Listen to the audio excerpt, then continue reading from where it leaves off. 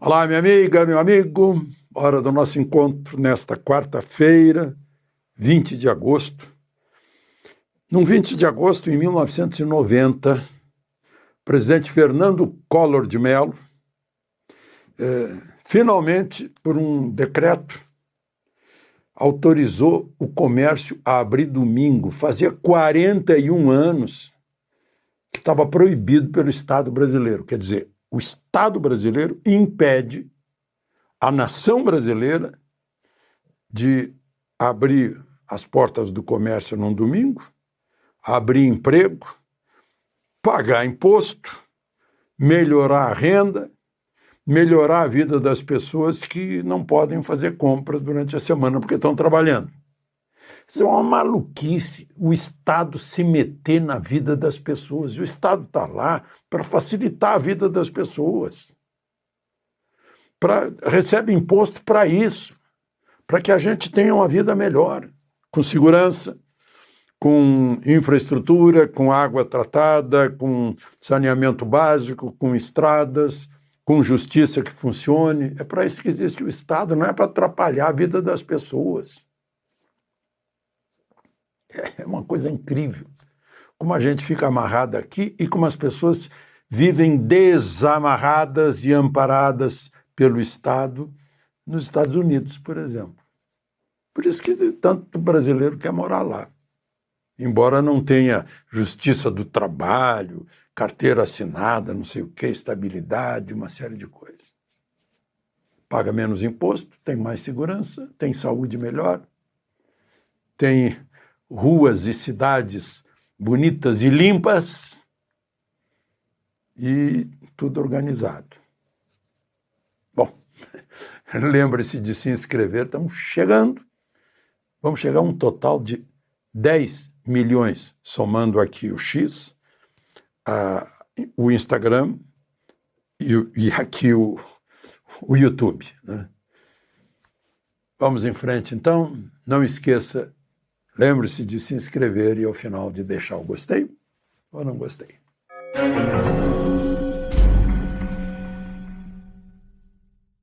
Hoje foi um dia que deixou o governo desesperado. A ministra de Assuntos Institucionais, ou seja, a ministra da Política, das Relações com o Congresso, saiu a toda para o Alvorada para contar o que estava acontecendo. E o que aconteceu? Gente, o governo estava todo mobilizado para não ter comissão parlamentar de inquérito sobre o imenso, cruel, gigantesco, amazônico roubo de quantos milhões aqui de idosos? 3 milhões e tanto de idosos lá na Previdência, mas não queria investigar, né? 3 milhões e 200 mil idosos. Gente, a Comissão Parlamentar de Inquérito quer investigar para saber até onde o governo facilitou isso. Fingiu não saber, porque tinha que passar pelo INSS, pelo Dataprev, pelo Ministério da Previdência, por bancos oficiais.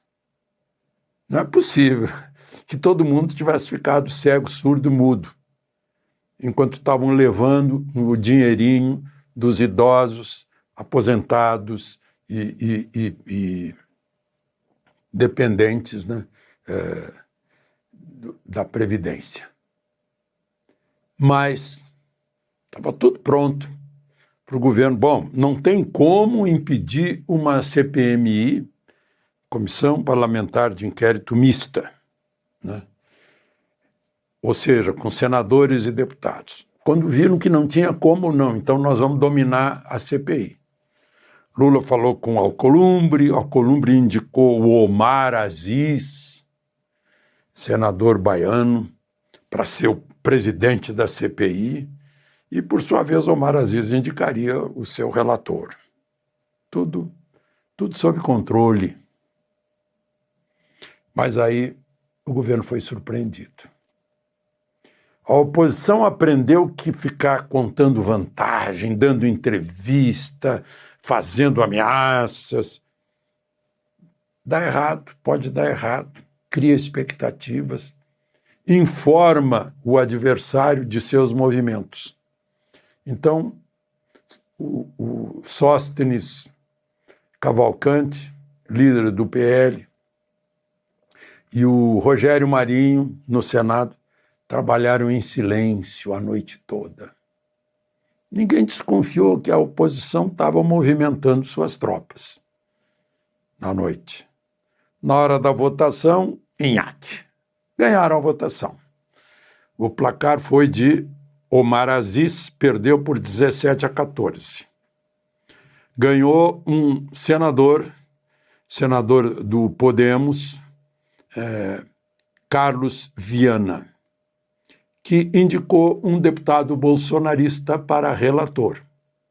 É o que faz o relatório das investigações. Alfredo Gaspar, do União Brasil. O governo ficou desesperado. A CNN chegou a dizer que o presidente da Câmara, Hugo Mota, foi convocado para ir ao Palácio Alvorada. Acho que tem que ensinar aos jornalistas que o presidente da República não pode convocar um presidente da Câmara. Ele pode convidar, pedir gentilmente que o presidente da Câmara vá lá para conversar. O presidente da República não tem esse poder sobre o presidente da Câmara, nem sobre deputado algum. Tem esse poder sobre seus ministros, que são seus auxiliares, seus secretários. Não?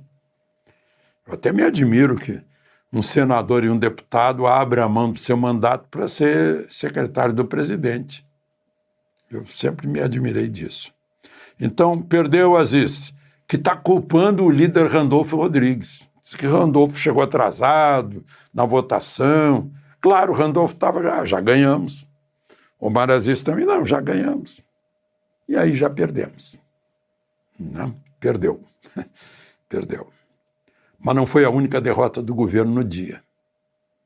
O governo estava aliado ao Supremo. Não, é voto sem comprovante de voto. Vamos confiar, é preciso confiar, tem até a lei que não pode duvidar da urna eletrônica.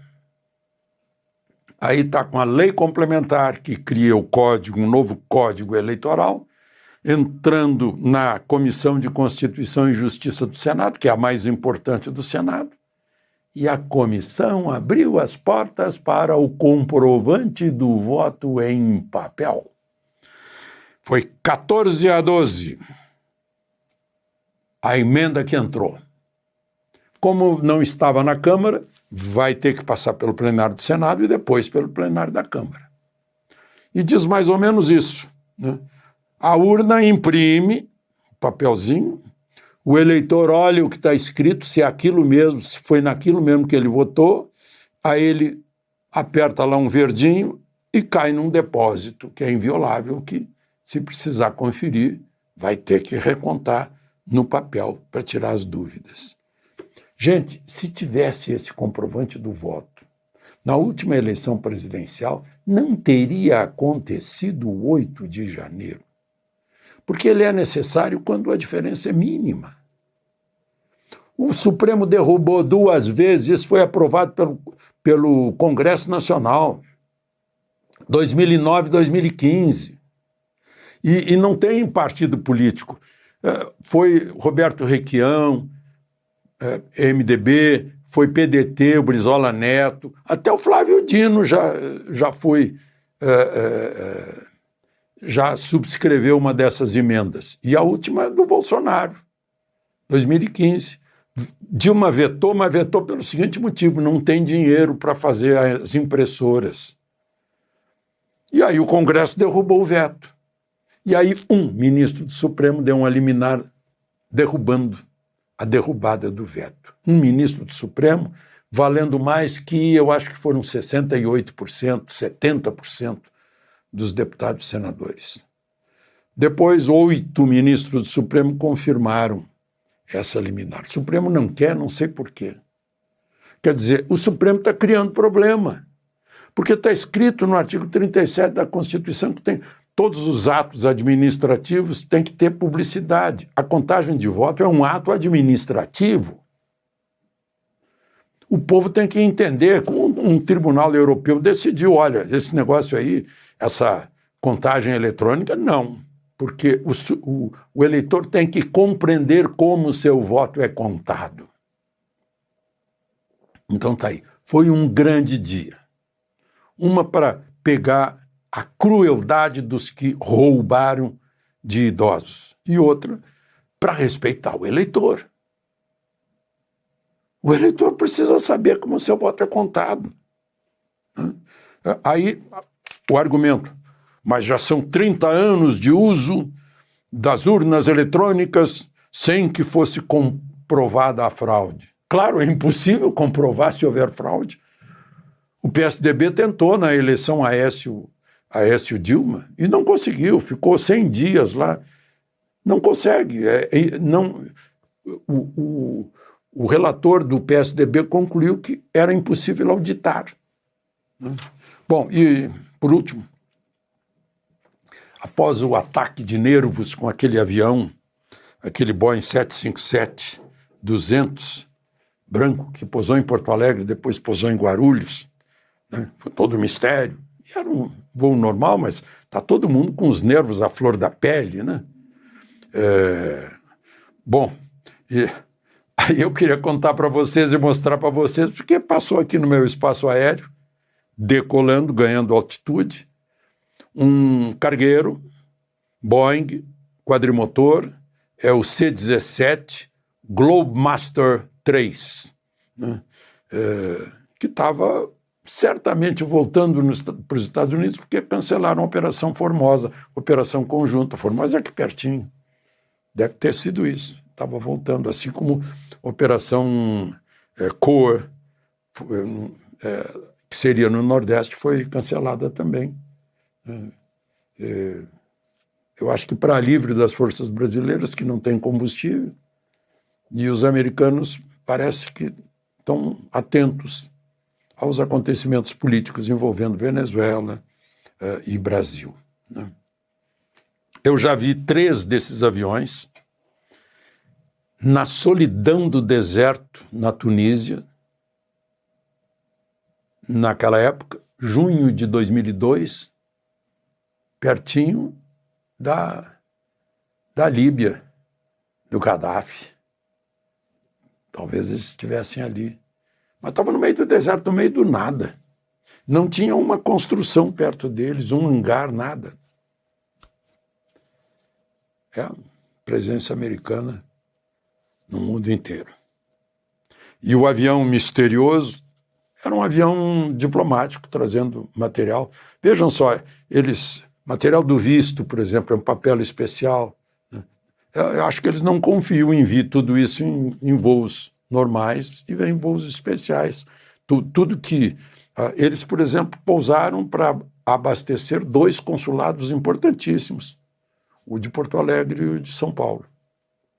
De Brasília, Alexandre Garcia.